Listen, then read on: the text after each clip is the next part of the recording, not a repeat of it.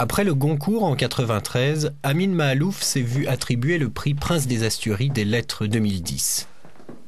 L'écrivain franco-libanais a profondément exploré la culture méditerranéenne, symbole pour lui de coexistence et de tolérance. Amin Maalouf, أهلا وسهلا بك في قناة Euronews. شكرا. Amin Maalouf, vous avez été récompensé par le prix Prince des Asturies des lettres 2010. C'est le prix le plus prestigieux en Espagne.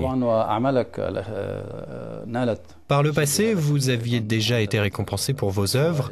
Le prix Asturies a-t-il une signification particulière pour vous? Que représente-t-il à vos yeux?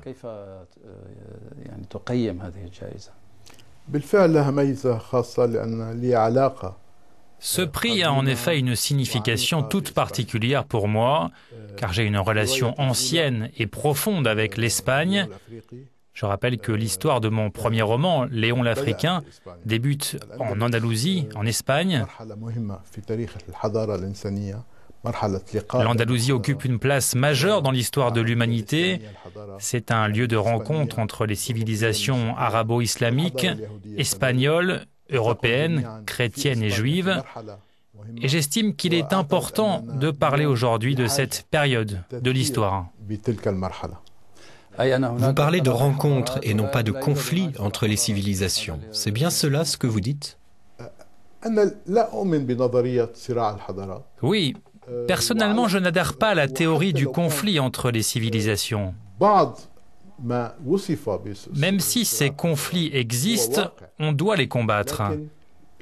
Ce n'est pas le destin du monde, ce n'est pas l'avenir du monde, ce n'est pas la véritable nature des relations entre les peuples.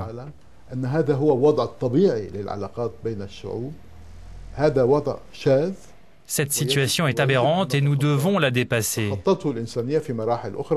L'humanité y est parvenue par le passé. À notre tour à présent d'y arriver. Le monde ne pourra surmonter ce conflit que si les civilisations et les peuples cohabitent.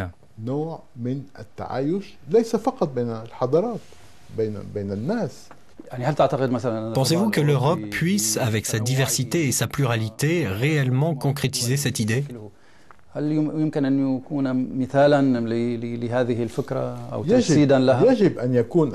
L'Europe doit donner l'exemple. Elle a la capacité de résoudre le problème. Mais je crois profondément que nous ne sommes pas encore engagés sur cette voie. Il faut dire aux gens, et spécialement aux jeunes, que la cohabitation est une chose qui s'apprend et qui s'entretient durant toute la vie.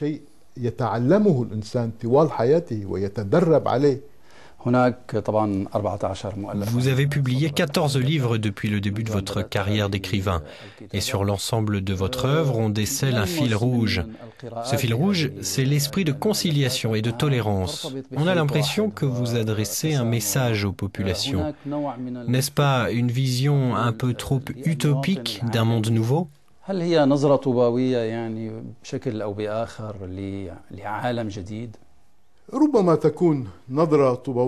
Cette vision est peut-être utopique, mais nous avons besoin aujourd'hui d'une telle perspective. Le monde d'aujourd'hui a profondément changé matériellement, mais il n'a pas évolué au niveau des mentalités. Un poète arabe du 7e siècle a dit un jour « Si j'ai été créé de terre, alors toute la terre est mienne et tous les humains sont mes proches. » Je crois qu'à notre époque, il faut accepter cette idée, l'idée que l'humanité et le monde partagent le même destin. Mais vous critiquez l'Occident avec véhémence et vous dites qu'il a atteint le seuil de l'immoralité dans ses rapports avec le reste du monde.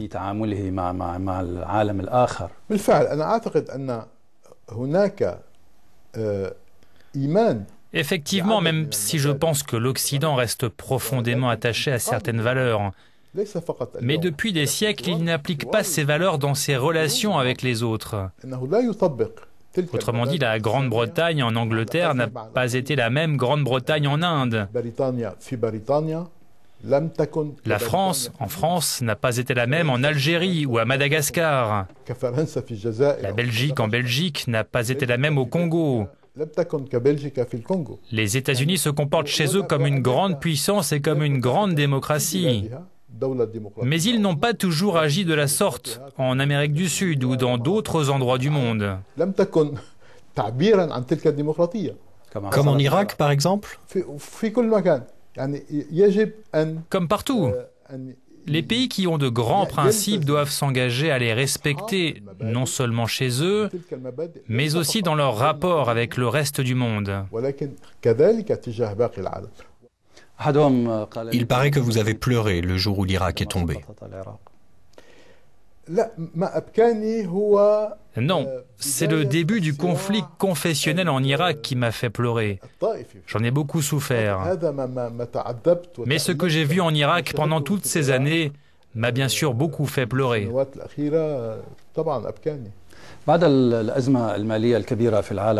Durant la crise économique mondiale, vous avez attaqué le capitalisme. Vous l'avez même qualifié de capitalisme sauvage et lui avez attribué les causes de toutes les catastrophes.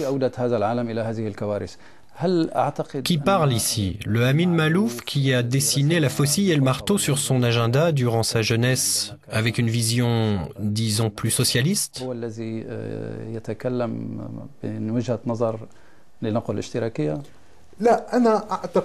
Non, l'échec des régimes communistes, dont la chute a coïncidé avec celle du mur de Berlin, est une leçon d'histoire que nous ne devons pas oublier. Ce n'est pas ça la solution. La solution, c'est le capitalisme, mais pas n'importe lequel.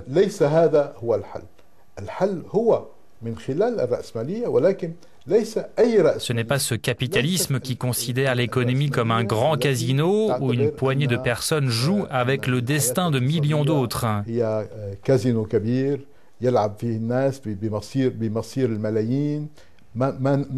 Nous avons besoin aujourd'hui d'une économie avec un minimum d'humanité, une économie qui défend des valeurs et qui respecte l'être humain.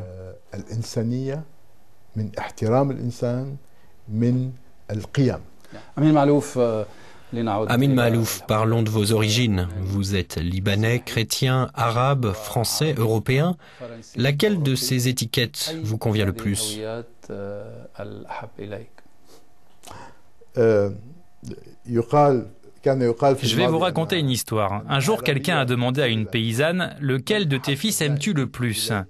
Elle a répondu « Je préfère celui qui est malade jusqu'à ce qu'il guérisse et celui qui est absent jusqu'à ce qu'il revienne. » Eh bien, je vous donnerai la même réponse. Quand il y a des problèmes au Liban, je souffre et je me sens plutôt libanais. Mais quand il y a des problèmes en Europe, je me sens plutôt européen. Amin Maalouf, shukran lak.